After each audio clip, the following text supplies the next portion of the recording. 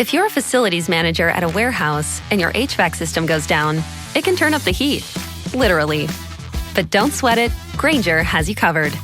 Grainger offers over 1 million industrial-grade products for all your operations, including warehouse HVAC maintenance. And even better, they offer access to experts and fast delivery, so you and your warehouse can both keep your cool. Call 1-800-GRAINGER, click Grainger.com, or just stop by. Grainger, for the ones who get it done. As they knock off the Marlins 8-3 to stay alive, but the Tigers and Royals both won, so there's still 2 games back. Your thoughts on the Twins situation as it stands now? Weird games. I mean, Woods Richardson has been so good this year. He just looks gassed. He just got rocked, got pulled early. Then the bullpen was spectacular. And guess what? Justin Topa came in and pitched really well. I think one of the stories of this season is that he was the best reliever they acquired in the last calendar year, and he didn't pitch for him. He could have made a massive difference. Stewart being hurt obviously was a big factor, but Topo had a great year last year. He can get lefties out. He complements the other pitchers in that lineup. You add another outstanding bullpen arm to what they had this year, that might have won another 3-4 games. Who knows? So shame that he couldn't contribute earlier. They swung the bats pretty well, but they've had their longest homerless streak since like 2012. Buxton ended that last night. Santana had a good night. So, they finally had a good game. I do think it was really interesting that after Tuesday night's loss, Carlos Correa basically, without naming anybody, basically said that, people got to figure it out for themselves. And it was an obvious shot at young players who have struggled this year. One of the challenges for young players, and we've seen it play out in real time, is how do you manage a 162-game schedule where you don't get many breaks in a pennant race, where you're dealing with mental stress, physical, exertion, and do you work extra in the hot sun early in the afternoon? Do you rest more? Everybody does it a little bit differently, but Correa did not sound thrilled with the way young players have handled themselves this year. And we've seen most of the young players slump toward the end here. That's been one of the big problems they've had. Well, and you look at, the Tigers and Royals, if we want them to lose games, and the Tigers are going to play against the Rays again today, and the Royals play the Nationals, and then the Tigers this weekend, they get the White Sox at home. So that doesn't bode well. And the Royals are going to play against the Braves in Atlanta. I don't know if the Braves got a lot to play for at this point here, but certainly the Twins need some help, and they need to keep winning. And as you said, with the Tigers playing the White Sox, I don't know if the Twins can expect any help at all there. The Royals having to go play Atlanta. That's interesting. The Royals have gotten, after they've hit twice this year, it looks like the Royals absolutely hit a wall and were done, and then they bounced back in a big way. But that's not an easy time to go play in Atlanta. Crazier things that have happened than a team climbing out of the grave to win a couple of games and go to the playoffs. I mean, the Twins can win, the next 4 games. Who knows? Are they capable of that? I have no idea at this point. Jim, so when you look at this team, do you anticipate significant changes in the offseason, or is it just a matter of getting healthy? I really think that, the two, as I always say, it's easy to blame the manager. Everybody does it. Everybody did it when Tom Kelly managed the team. I think the 2 main problems for this team, and they are interrelated, is number 1, cutting the payroll and forcing Falvey to try to go find bargain deals, and 2, young players who just weren't ready for the grind. 3. 3 is the injuries that caused so many young players to have to figure it out on the fly. Those are the 3 things. They've tried everything in terms of preventing and limiting injuries. I don't know what more they can do. They already fired their entire training staff, brought in a highly regarded veteran trainer. Buxton's played 100 games for the first time since 2017. They've actually had some decent injury luck. Royce Lewis is actually, he's been on the roster. He's been active. He just hadn't been playing well lately. So I see it as easy as it is to overreact to a collapse, and this is a collapse. I don't see getting rid of Falvey. I don't see getting rid of Rocco. I don't see getting rid of people like Royce Lewis. I think they'll be better for this experience next year. But I would like to see the Pohlads send a message to everyone that they really want to win and give Falvey a little more money to operate with. That trade Polanco for Falvey was trying to use Polanco to fill two holes, fifth starter and key bullpen player. And, he ended up with a guy that, this Souhan got hurt, but we don't even know if he would have been good if he was healthy. If they had more money to spend, maybe they go out, get a free agent pitcher to replace Sonny Gray, and then, then maybe they can then use Polanco to get two relievers or, whatever. So that's my view, is that I don't think you will see major changes. I don't think you should see major changes. But I think the poll ad saw a very clear example of why you spend the money to support a team that won a playoff series last year. Jim, certainly getting Joe Ryan back will help the starting pitching staff.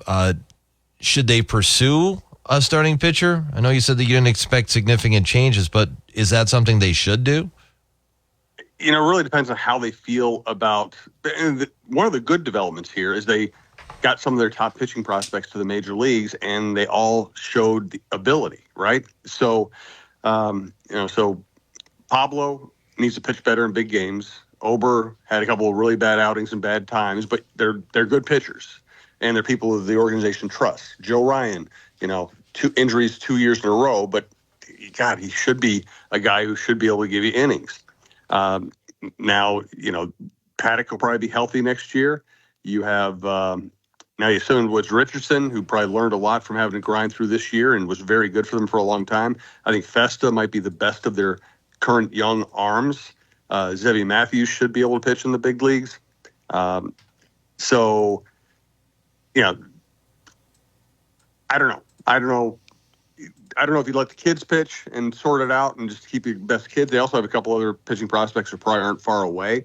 So with Paddock as your fourth, do you let the kids fill in the fifth role and spend money elsewhere? I don't know. I don't know how they're going to sort that out. Jim, some good news. The Minnesota Lynx, they win last night, 101-88. They beat Phoenix to win the series 2-0 and advance to the WNBA semifinal series against Connecticut. Your thoughts on last night's win? Really impressive. Just another impressive win from a really impressive team, one of the most impressive Minnesota sports teams we've seen in a long time. And I thought the technicals were very entertaining and telling last night. Diana Taurasi, in what might be her last game, the WNBA, gets a technical in her last game, and she almost starts 2 fights, and then yells at the refs from the bench. Just classic Taurasi. And then, Sophie Cunningham, who, is a cheap, I think she's a cheap player, throws Carlton to the ground, and Courtney Williams just gets right in her face, gets a technical, but I thought it was a great technical. It really fired up her team. It showed, how close this team is, and the Lynx went on a great run after that. Just really impressive. Listen, Phoenix they didn't prove they're a good team, but you look at it, they got so many great players on that roster, and shows you. Cheryl, if you give Cheryl Reeve that roster, she'd win the WNBA title. So it showed that the Lynx are a better coach team than that team, more composed, more together. Just another really impressive victory. Now they play Connecticut Sunday night at the Target Center. How do you think about what do you think about the matchup against Connecticut? Connecticut's hard to play against. Alyssa Thomas is a great player, great passer, can score, a clutch player, great defender, just a great all-around player. Duana Bonner is so long and hard to play against. Long arms, offensive capability, can block shots. That's just a tough team. But the Lynx are good enough to beat them, and they have home court advantage. So it's just at this point, we know how good the Lynx are. They've lost one game since the All-Star break. So the question is just, are they going to play to their capabilities? Because right now they're capable of being as good as anybody. All right, Jim, the Vikings are going to play against the Packers on Sunday. Jordan Love was limited in practice. Is there anything we can take from that practice report?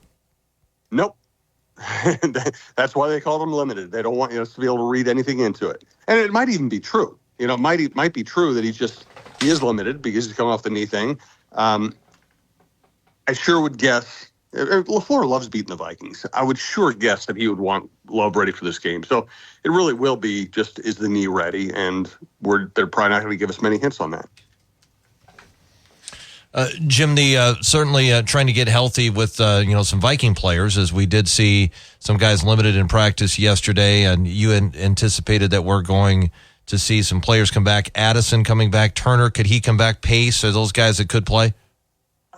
Pace didn't. Well, here's the deal. I wouldn't pay much attention to this injury report because all they did yesterday was a walkthrough. So these are guesses as whether they could have practiced or not.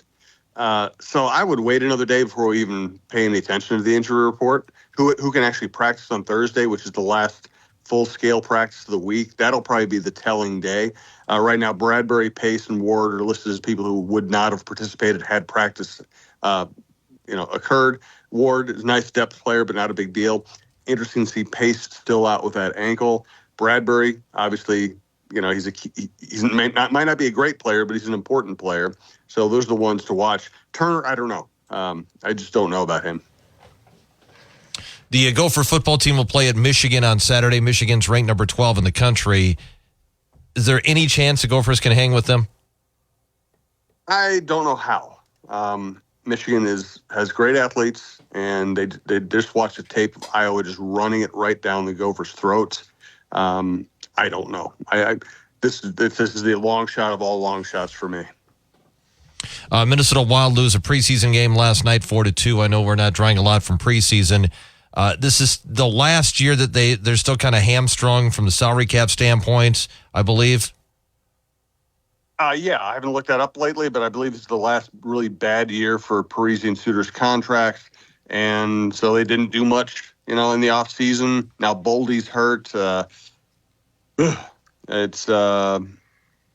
those contracts expired July 1st, 2025, and that'll free up about $13 million a year for the Wild. So this just does not feel like a promising season to me. If they're going to be competitive, they're going to need some breakout guys, either guys that are not being paid a lot, or young players step up. They need people like Hartman to go back to playing the way they did when they really elevated the entire franchise. They need Boldy to keep. Boldy and Rossi, they do have some good young players. Kaprizov's still a young player. So I don't think they're going to be, I wouldn't project them as being terrible. I think they're a middle-of-the-pack team, and I don't know how they break out of that with this roster. All right, Jim, what do you got in your podcast? Let's see. We'll have the Dawn of Sports up with Amy Hockert from Fox 9, a big sports fan. We try to highlight women journalists and athletes and executives on that show. That'll be out later today. We have John Krasinski's Wolves show up, which is a really interesting one this week. We have the Viking Update show up. Today we're going to do the Chin Music show on baseball and on the Twins and their predicament. John Malay's Prep show, and Jeff Diamond, the former Vikings general manager, his show will be out later also about this fantastic Vikings start. All right, very good. Thank you, Jim. We'll talk to you again tomorrow. Thanks, Jay. It's Jim Souhan, Star Tribune sports columnist, joining us each weekday morning at this time. Follow him on Twitter at SouhanStrib. Check out his latest column in the Star Tribune or his podcast at TalkNorth.com. Jim, once again today, brought to you by the Green Mill in downtown St. Cloud. Coming up next on WJON, it's World and National News from ABC, and that's brought to you by Executive Express. When you think about businesses that are selling through the roof, like Aloe or Allbirds or Skims, sure, you think about a great product, a cool brand, and brilliant marketing. But an often overlooked secret is actually the businesses behind the business, making selling simple. For millions of businesses, that business is Shopify. Nobody does selling better than Shopify, home of the #1 checkout on the planet. And the not-so-secret secret? With Shop Pay that boosts conversions up to 50%, meaning way less carts going abandoned and way more sales going. So if you're into growing your business, your commerce platform better be ready to sell whatever your customers are scrolling or strolling on the web, in your store, in their feed, and everywhere in between. Upgrade your business and get the same checkout Skims uses. Sign up for your $1 per month trial period at shopify.com/try, all lowercase. Go to shopify.com/try to upgrade your selling today. Shopify.com/try.